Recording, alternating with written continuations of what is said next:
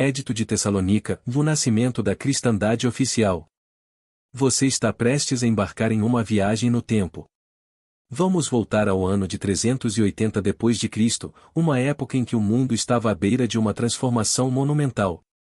Imagine viver no Império Romano, uma sociedade diversificada, com uma miríade de crenças e deuses, mas também com tensões religiosas à flor da pele. Neste cenário, algo surpreendente aconteceu, um único decreto mudou o rumo da história do Ocidente. Estou falando do Édito de Tessalônica. Mas, o que esse documento realmente significou? E por que ele foi tão importante? Durante séculos, os cristãos foram perseguidos. O Império Romano, multicultural e multirreligioso, seguia cultuando diversos deuses. O politeísmo reinava. No entanto, com o Édito de Tessalônica, o imperador Teodósio mudou tudo isso. Teodósio, o Grande, tomou uma decisão que não apenas uniu o império, mas que também definiu a identidade religiosa da Europa Ocidental pelos próximos milênios. Ele declarou o cristianismo, mais especificamente a forma nicena do cristianismo, como a única religião oficial do Império Romano. O Édito de Tessalônica foi mais do que um simples decreto. Ele foi um divisor de águas que moldou a cultura, a política e a espiritualidade do Ocidente como conhecemos hoje. De uma hora para outra, todas as outras religiões foram marginalizadas. O politeísmo, que havia sido uma parte intrínseca da vida romana, foi oficialmente condenado. Os seguidores de outras crenças, de cultos pagãos ou heresias cristãs, se viram no limbo, marginalizados e muitas vezes perseguidos. Imagine viver naquela época, sendo alguém que seguia uma religião que não fosse o cristianismo. Imagine ter sua fé questionada e ser obrigado a aceitar uma nova crença, simplesmente porque o imperador assim ordenou. A força do Édito de Tessalônica era imensa. Ele não só consolidava o cristianismo como a religião oficial, mas também exigia que todos os súditos do império o seguissem. Quem não aceitasse a fé cristã ortodoxa seria considerado herege e poderia enfrentar graves consequências.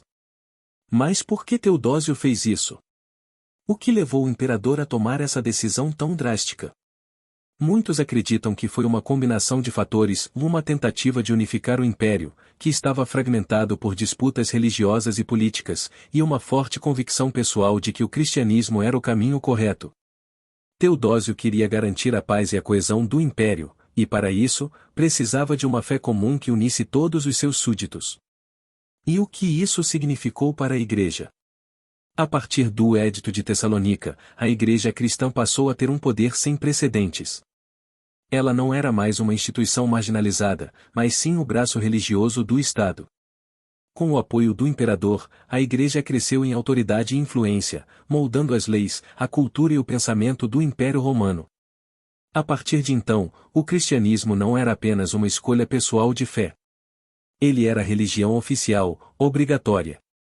Claro, o impacto do Édito de Tessalônica foi profundo e duradouro.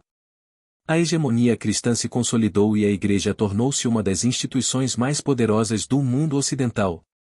Esse evento lançou as bases para a Idade Média, onde a Igreja e o Estado eram quase inseparáveis. O Édito de Tessalônica foi, na prática, o nascimento da cristandade como a conhecemos. Agora, pense sobre isso, o mundo moderno que você conhece, com suas igrejas, seus valores cristãos e sua herança cultural, deve muito a este documento. O Édito de Tessalônica não foi apenas um decreto religioso, ele foi um ato que moldou a civilização ocidental por séculos. Ele mudou o curso da história de uma maneira que ainda sentimos hoje. O Édito de Tessalônica é mais do que um fato histórico. Ele é um marco que nos lembra do poder das decisões políticas e religiosas na formação do mundo em que vivemos. Ao olhar para trás, podemos compreender como essa escolha moldou a identidade do Ocidente, e como, até hoje, o legado desse documento ressoa em nossas sociedades. Você faz parte dessa história. A transformação de um império, a ascensão de uma religião, e a construção de um novo mundo, tudo isso começou ali, em Tessalônica, há mais de 1600 anos.